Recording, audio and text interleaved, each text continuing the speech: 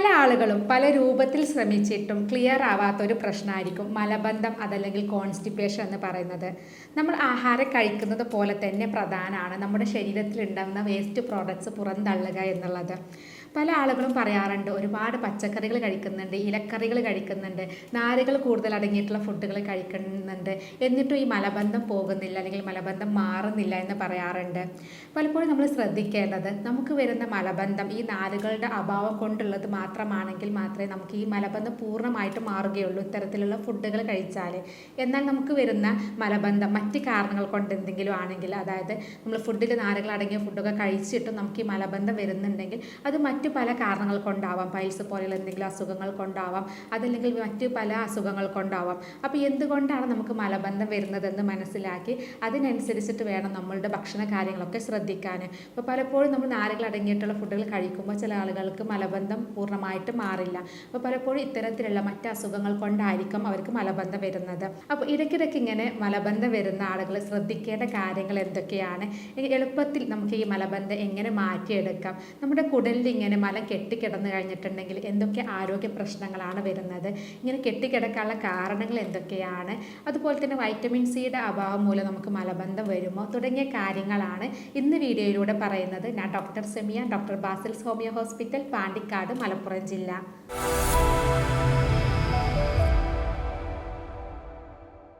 ഇന്ന് ഒരുപാട് പേരെ ബുദ്ധിമുട്ടിക്കുന്ന ഒന്നാണ് ഈ മലബന്ധം എന്ന് പറയുന്നത്.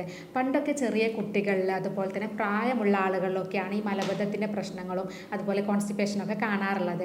എന്നാൽ ഇന്ന് അങ്ങനെയല്ല, ഇന്ന് ചെറുപ്പക്കാരിലാണ് കൂടുതലായിട്ടും മലബന്ധം വരുന്നത്. അപ്പോൾ ഇങ്ങനെ ഈ മലബന്ധം മാറാൻ എളുപ്പത്തിൽ ചെയ്യാൻ പറ്റുന്ന കുറച്ച് കാര്യങ്ങളാണ് നമ്മൾ ഇനി പറയുന്നത്. അതിൽ ഏറ്റവും പ്രധാനമായിട്ട് പറയുന്നത് നമ്മുടെ ഭക്ഷണ കാര്യങ്ങൾ തന്നെയാണ്. അതായത് നമ്മൾ സ്ഥിരമായിട്ട് ഇങ്ങനെ പുറത്തുനിന്നുള്ള ഫാസ്റ്റ് ഫുഡൊക്കെ കഴിക്കുക, കൃത്യസമയത്ത് ഭക്ഷണം കഴിക്കാതിരിക്കുക, സ്ഥിരമായിട്ട് ഹോട്ടൽ ഫുഡ് കഴിക്കുക, ഇങ്ങനെയുള്ള ശീലങ്ങളൊക്കെ ഉള്ള ആളുകളിൽ ഇതുപോലെ മലബന്ധം വരാനുള്ള സാധ്യതയുണ്ട്. ഇന്ന് ചെറുപ്പക്കാരിൽ കൂടുതലും മലബന്ധം വരാനുള്ള കാരണം എന്ന് പറയുന്നത് ഇത്തരത്തിലുള്ള ഭക്ഷണത്തിലുള്ള പ്രശ്നങ്ങളും അവരുടെ ഭക്ഷണശീലങ്ങളുമാണ്. പല ആളുകളും കൃത്യസമയത്ത് ഭക്ഷണം കഴിക്കില്ല. ഇപ്പോൾ രാവിലെയൊക്കെ കോളേജിൽ പോകാനുള്ളൊരു തിരക്ക് കാരണം, അതല്ലെങ്കിൽ ഓഫീസിൽ പോകാനുള്ള തിരക്ക് കാരണം പല ആളുകളും രാവിലത്തെ ഭക്ഷണം സ്കിപ്പ് ചെയ്യും. അതല്ലെങ്കിൽ അവർക്ക് ബാത്റൂം പോകാനുള്ളൊരു സമയമില്ലാത്തത് കാരണം പോകാൻ തോന്നിക്കഴിഞ്ഞാൽ അവർ പിടിച്ചു വെക്കുന്ന സ്വഭാവമുള്ള ആളുകളുണ്ട്. ഇങ്ങനെയുള്ള ശീലങ്ങളൊക്കെ ഉണ്ടെങ്കിൽ നമുക്ക് മലബന്ധത്തിലേക്ക് അത് നയിക്കാറുണ്ട്. അപ്പോൾ ഇങ്ങനെ ഇടയ്ക്കിടയ്ക്ക് മലബന്ധം വരുന്ന ആളുകളാണെങ്കിൽ ഇത്തരത്തിലുള്ള ശീലങ്ങളൊക്കെ ഉണ്ടെങ്കിൽ അത് പൂർണ്ണമായിട്ട് ഇത്തരം ശീലങ്ങൾ ഒഴിവാക്കി കഴിഞ്ഞാൽ നമുക്ക് മലബന്ധം മാറ്റിയെടുക്കാൻ പറ്റും.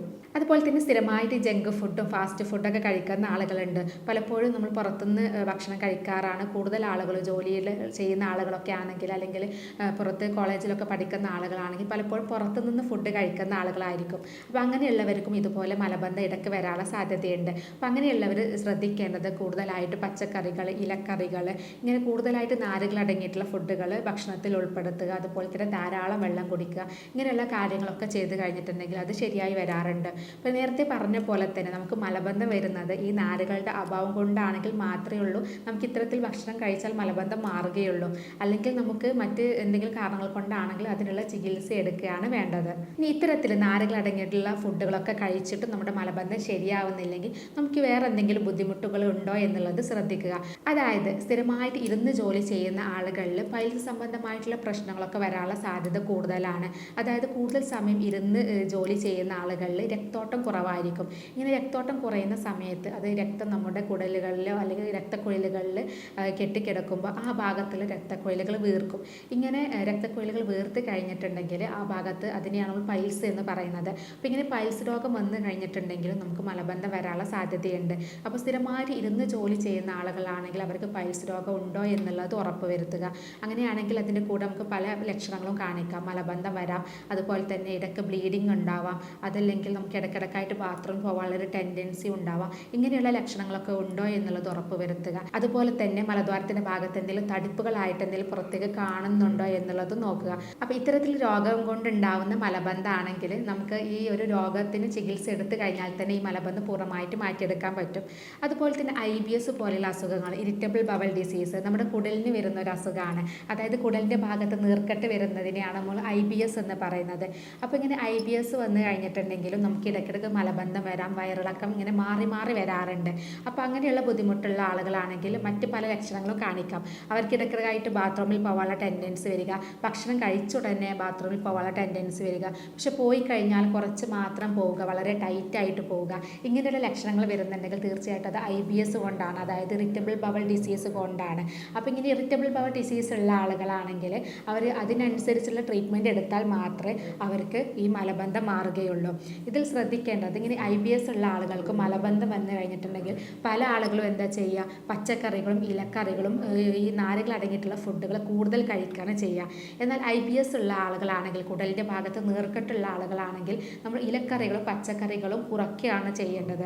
അത് കൂടുതൽ കഴിക്കുന്നത് അത്ര നല്ലതല്ല. കാരണം ഫൈബർ കൂടുതൽ അടങ്ങിയിട്ടുള്ള ഫുഡുകൾ കഴിച്ചു കഴിഞ്ഞിട്ടുണ്ടെങ്കിൽ നമുക്ക് ഇടയ്ക്കിടയ്ക്കായിട്ട് ബാത്റൂമിൽ പോകാനുള്ള ടെൻഡൻസി വരും, ഭക്ഷണം കഴിച്ച ഉടനെ പോകണം എന്നുള്ള ടെൻഡൻസി വരും. നമ്മൾ പുറത്തേക്ക് എന്തെങ്കിലും ഒരു ഫംഗ്ഷനോ കാര്യത്തിനൊക്കെ പോകുന്ന സമയത്ത് ബാത്റൂമിൽ പോകാനുള്ള ടെൻഡൻസി വരും, അല്ലെങ്കിൽ എന്തെങ്കിലും ടെൻഷനോ കാര്യങ്ങളൊക്കെ വന്നു കഴിഞ്ഞിട്ടുണ്ടെങ്കിൽ ബാത്റൂമിൽ പോകാനുള്ള ടെൻഡൻസി വരും. ഇതൊക്കെ IBSൽ വരുന്ന ലക്ഷണമാണ്. അപ്പോൾ ഇങ്ങനെയുള്ള ആളുകൾ നാരുകൾ അടങ്ങിയിട്ടുള്ള ഫുഡുകൾ കുറയ്ക്കുകയാണ് വേണ്ടത്. അത് കൂടുതലായിട്ട് കഴിച്ചു കഴിഞ്ഞാലും ബുദ്ധിമുട്ട് വരും. അപ്പോൾ അതുകൊണ്ട് തന്നെ ഈ നാരുകൾ കൂടുതൽ അടങ്ങിയിട്ടുള്ള ഫുഡ് കഴിച്ചിട്ടും മലബന്ധം മാറുന്നില്ല എന്ന ആളുകൾ പറയുന്നുണ്ടെങ്കിൽ തീർച്ചയായിട്ടും ഇത്തരത്തിലുള്ള അസുഖങ്ങൾ ഉണ്ടോ എന്നുള്ളത് നോക്കുന്നതും നല്ലതാണ്. അതുപോലെ തന്നെ നമുക്ക് ഫിഷർ രോഗം മുന്നെപ്പോഴെങ്കിലും വന്നിട്ടുണ്ടെങ്കിലും മലബന്ധത്തിൻ്റെ ഇഷ്യൂസ് കാണിക്കാറുണ്ട്.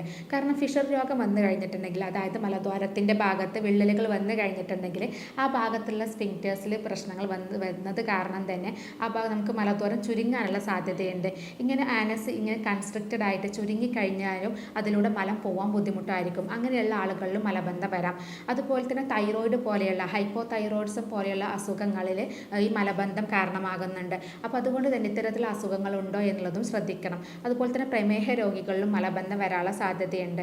അപ്പോൾ അങ്ങനെയുള്ള ലക്ഷണങ്ങളോ അതല്ലെങ്കിൽ അവർക്ക് ഇങ്ങനെയുള്ള അസുഖങ്ങൾ ഉണ്ടെങ്കിൽ തീർച്ചയായിട്ടും അത് കറക്റ്റ് ചികിത്സ എടുത്ത് ടെസ്റ്റുകളൊക്കെ ചെയ്ത് അതിനനുസരിച്ച് ചികിത്സ എടുത്താൽ മാത്രമേ നമുക്ക് ഇത്തരത്തിൽ മലബന്ധം പൂർണ്ണമായിട്ട് തന്നെ മാറ്റിയെടുക്കാൻ പറ്റുള്ളൂ. അപ്പോൾ ഇങ്ങനെയുള്ള കാര്യങ്ങൾ കൂടെ നമ്മൾ ശ്രദ്ധിക്കണം. ഇനി സ്ഥിരമായിട്ട് വേദന സംഹാരികൾ ഉപയോഗിക്കുന്ന ആളുകളുണ്ടാവും, അതല്ലെങ്കിൽ നമുക്ക് റേഡിയേഷൻ തെറാപ്പി, കീമോതെറാപ്പി ഒക്കെ ചെയ്യുന്ന ആളുകൾ, അതല്ലെങ്കിൽ കൂടുതലായിട്ട് ആൻറ്റിബയോട്ടിക്സ് സ്ഥിരമായിട്ട് കഴിക്കുക, ഈ മാനസികമായിട്ടുള്ള പ്രശ്നങ്ങളുള്ള ആളുകൾ ആൻറ്റി ആൻറ്റി ഡിപ്രസൻറ്റ് മരുന്നുകളൊക്കെ സ്ഥിരമായിട്ട് ഉപയോഗിക്കുക. അതുപോലെ തൈറോയിഡ് പോലെയുള്ള അസുഖങ്ങൾക്ക് സ്ഥിരമായിട്ട് മെഡിസിൻസ് സപ്ലിമെൻറ്റ്സ് എടുക്കുക, അയൺ സപ്ലിമെൻറ്റ്സ്, കാൽസ്യം സപ്ലിമെൻറ്റ്സ്, ഇങ്ങനെ സപ്ലിമെൻറ്റ്സ് ഒക്കെ സ്ഥിരമായിട്ട് എടുക്കുന്ന ആളുകളിൽ, വൈറ്റമിൻസ് ടാബ്ലറ്റ്സ് ഒക്കെ എടുക്കുന്ന ആളുകളിൽ മലബന്ധം വരാനുള്ള സാധ്യതയുണ്ട്. അപ്പോൾ അങ്ങനെയുള്ള ബുദ്ധിമുട്ടുള്ള ആളുകളാണെങ്കിൽ അവർ തീർച്ചയായിട്ടും അവർക്ക് ഏത് ഡോക്ടറെയാണോ അവർ കാണിച്ച് ഇത്തരം സപ്ലിമെൻറ്റ്സും മെഡിസിൻസും ഒക്കെ എടുക്കുന്നത് ആ ഡോക്ടറെ തന്നെ കാണിച്ചിട്ട് അതിനനുസരിച്ചിട്ട് അവരുടെ ഡോസുകൾ മാറ്റം വരുത്തുക, അല്ലെങ്കിൽ മരുന്ന് നിർത്തേണ്ടതാണെങ്കിൽ മരുന്ന് പൂർണ്ണമായിട്ട് നിർത്തുക ചെയ്യുകയാണെങ്കിൽ നമുക്ക് ഇത്തരത്തിലുള്ള മലബന്ധത്തിൻ്റെ ബുദ്ധിമുട്ടൊക്കെ മാറ്റിയെടുക്കാൻ പറ്റും. ഇനി പല ആളുകൾക്കും മലബന്ധം വരുന്നത് ഇന്നത്തെ ഒരു കാലത്ത് കൂടുതൽ ആളുകൾക്കും വരുന്നത് വ്യായാമക്കുറവ് കൊണ്ടാണ്, എക്സസൈസ് കുറയുന്നത് കൊണ്ടാണ് കൂടുതൽ ആളുകൾക്കും വരുന്നത്. അതായത് കൂടുതൽ ആളുകൾക്കും ഇരുന്ന് ജോലി ചെയ്യുന്ന ആളുകളായിരിക്കും, അല്ലെങ്കിൽ പല ആളുകൾക്കും ഇങ്ങനെ സെഡൻറ്ററി ഹാബിറ്റ്സ് ഉള്ള ആളുകളായിരിക്കും. ഇങ്ങനെയൊക്കെ വരുന്ന സമയത്ത് മലബന്ധം വരാനുള്ള സാധ്യത കൂടുതലാണ്. കാരണം നമ്മൾ കുടലിൻ്റെ ഭാഗത്ത് ചലനശേഷി കുറയും. ഇങ്ങനെ വരുമ്പോൾ നമുക്ക് മലബന്ധം പെട്ടെന്ന് വരാനുള്ള സാധ്യതയുണ്ട്. അപ്പോൾ നമുക്ക് ഡെയിലി വ്യായാമം ചെയ്യുന്നതും മലബന്ധം പെട്ടെന്ന് എളുപ്പത്തിൽ മാറ്റിയെടുക്കാൻ പറ്റുന്ന ഒന്നാണ്. അത് നമ്മൾ ഡെയിലി നമുക്ക് മലബന്ധം മാറാനുള്ള കുറച്ച് എക്സസൈസുകൾ ചെയ്യുക, അതല്ലെങ്കിൽ കാർഡിയാക് എക്സസൈസുകൾ ചെയ്യുക, യോഗകൾ ചെയ്യുക. ഇതൊക്കെ നമുക്ക് മലബന്ധം കുറക്കാൻ വേണ്ടി സഹായിക്കും. അതുപോലെ മാനസികമായിട്ടുള്ള സമ്മർദ്ദമുള്ള ആളുകളിലും മലബന്ധം വരാനുള്ള സാധ്യതയുണ്ട്. അതുകൊണ്ട് തന്നെ ഇങ്ങനെയുള്ള ആളുകൾ, കൂടുതൽ ടെൻഷനൊക്കെ ഉള്ള ആളുകളാണെങ്കിൽ എന്തെങ്കിലും യോഗകളോ അല്ലെങ്കിൽ മെഡിറ്റേഷൻസ് ഒക്കെ ചെയ്ത് ഇത്തരത്തിലുള്ള ടെൻഷൻ കാര്യങ്ങളൊക്കെ കുറക്കുക. ഇങ്ങനെ ചെയ്ത് കഴിഞ്ഞാൽ തന്നെ അവരുടെ മലബന്ധം നമുക്ക് മാറ്റിയെടുക്കാൻ പറ്റും. അപ്പോൾ ഇത്തരം കാര്യങ്ങൾ ശ്രദ്ധിച്ച് കഴിഞ്ഞിട്ടുണ്ടെങ്കിൽ മലബന്ധം ഇങ്ങനെ വരാനുള്ള കാരണങ്ങൾ മനസ്സിലാക്കിയിട്ട് അതിനനുസരിച്ച് ചികിത്സ എടുത്തു കഴിഞ്ഞാൽ തന്നെ നമുക്ക് ഇടയ്ക്കിടയ്ക്ക് വരുന്ന ബുദ്ധിമുട്ട്, ഈ മലബന്ധത്തിൻ്റെ പ്രശ്നങ്ങളൊക്കെ നമുക്ക് മാറ്റാൻ പറ്റാറുണ്ട്. ഇനി നമുക്ക് വീട്ടിൽ വെച്ച് തന്നെ പെട്ടെന്ന് മലബന്ധമുള്ള ആളുകൾക്ക് പെട്ടെന്ന് നമുക്ക് മലബന്ധം മാറ്റിയെടുക്കാൻ പറ്റുന്ന കുറച്ച് കാര്യങ്ങളാണ് പറയുന്നത്. ഈ പാലിൽ ആവണക്ക ചേർത്തിട്ട് ഒരു ഗ്ലാസ് പാല് കുടിക്കുന്നത് വളരെ നല്ലതാണ്. ആവണക്കെണ്ണ എന്ന് പറയുന്നത് വളരെ നല്ലൊരു ലാക്സേറ്റീവ്സ് ആണ്. അപ്പോൾ അത് കൂടുതലാവാതിരിക്കാനും ശ്രദ്ധിക്കണം. അപ്പോൾ ഒരു പാലിൽ ഒരു ടീസ്പൂണൊക്കെ ആവണക്കെണ്ണ ചേർത്തിട്ട് അത് കുടിക്കുന്നത് വളരെ നല്ലതാണ്. അതുപോലെ തന്നെ നട്ട്സുകൾ കൂടുതലായിട്ട് ഭക്ഷണത്തിൽ ഉൾപ്പെടുത്തുക. ആൽമണ്ട്സ്, അതായത് ബദാം, വാൽനട്ട്സ്, വിത്തുകൾ, ഇങ്ങനെയുള്ള നട്ട്സുകളൊക്കെ കൂടുതലായിട്ട് ഭക്ഷണത്തിൽ ഉൾപ്പെടുത്തുന്നതും നമുക്ക് മലബന്ധം ഒഴിവാക്കാൻ വേണ്ടിയിട്ട് സഹായിക്കും. അതുപോലെ തന്നെ ഡെയിലി രാവിലെ വെറും വയറ്റിൽ അത്തിപ്പഴം കഴിക്കുന്നത് വളരെ നല്ലതാണ്. ഈ അത്തിപ്പഴം രാവിലെ കഴിക്കുന്നത് അതും നമ്മൾ ഒരു ദിവസമോ അല്ലെങ്കിൽ 2 ദിവസമോ ചെയ്താൽ പോലെ ഒരു 3-4 ആഴ്ചകൾ ചെയ്ത് കഴിഞ്ഞാലാണ് നമുക്ക് ഈ സ്ഥിരമായിട്ട് വരുന്ന മലബന്ധം മാറ്റിയെടുക്കാൻ പറ്റുകയുള്ളൂ. അതുപോലെ രാത്രിയിൽ ഉണക്കമുന്തിരി, കറുത്ത ഉണക്കമുന്തിരി വെള്ളത്തിലിട്ട് കുതിർത്ത് വെച്ച് രാവിലെ വെറും വയറ്റിൽ അത് കഴിക്കുന്നതും വളരെ നല്ലതാണ്. ഇത് നമ്മൾ 2-3 ആഴ്ച ചെയ്താൽ മാത്രമേ നമുക്കത് കോൺസ്റ്റിപ്പേഷൻ പൂർണ്ണമായിട്ട് തന്നെ മാറ്റിയെടുക്കാൻ പറ്റുള്ളൂ. അപ്പോൾ ഇത്തരത്തിലുള്ള കാര്യങ്ങളും കൂടെ ചെയ്ത് കഴിഞ്ഞിട്ടുണ്ടെങ്കിൽ നേരത്തെ പറഞ്ഞ കുറച്ച് നമ്മുടെ ലൈഫ് സ്റ്റൈലിലൊക്കെ കുറച്ച് മാറ്റങ്ങളൊക്കെ വരുത്തി കഴിഞ്ഞാൽ, നമ്മുടെ ഭക്ഷണശീലങ്ങൾ വരുത്തി കഴിഞ്ഞാൽ നമുക്ക് ഇടയ്ക്കിടയ്ക്ക് വരുന്ന ഈ കോൺസ്റ്റിപ്പേഷൻ അല്ലെങ്കിൽ മലബന്ധം പൂർണ്ണമായിട്ട് തന്നെ മാറ്റിയെടുക്കാം. പലരും ചിന്തിക്കാറുണ്ടാകും ഇത്രയധികം മലം എന്തുകൊണ്ടാണ് ഈ കുടലിൽ ഇങ്ങനെ കെട്ടിക്കിടക്കുന്നതെന്ന്. കുടലിൽ മലം കെട്ടിക്കിടക്കുന്നത് നമ്മുടെ കുടലിൻ്റെ ചലനശേഷി കുറയുമ്പോഴാണ്. അപ്പോൾ ഈ കുടലിൻ്റെ ചലനശേഷി കുറയാൻ പല കാരണങ്ങളുണ്ട്. ഇപ്പോൾ ഞാൻ നേരത്തെ പറഞ്ഞ പല കാരണങ്ങളും നമ്മുടെ ഈ കുടലിൻ്റെ ചലനശേഷി കുറക്കുന്നതാണ്. അതായത് വ്യായാമക്കുറവ്, അതല്ലെങ്കിൽ പൈൽസ് പോലെയുള്ള അസുഖങ്ങൾ, നമ്മുടെ മലദ്വാരത്തിൻ്റെ ഭാഗത്തുള്ള ഞരമ്പുകൾ തടിക്കുമ്പോൾ ആ ഭാഗത്ത് സ്പേസ് കുറയാനും ഇത് മലബന്ധം വരാനുള്ള സാധ്യതയുണ്ട്. അവിടെ മലം കെട്ടിക്കിടക്കാനുള്ള സാധ്യതയുണ്ട്.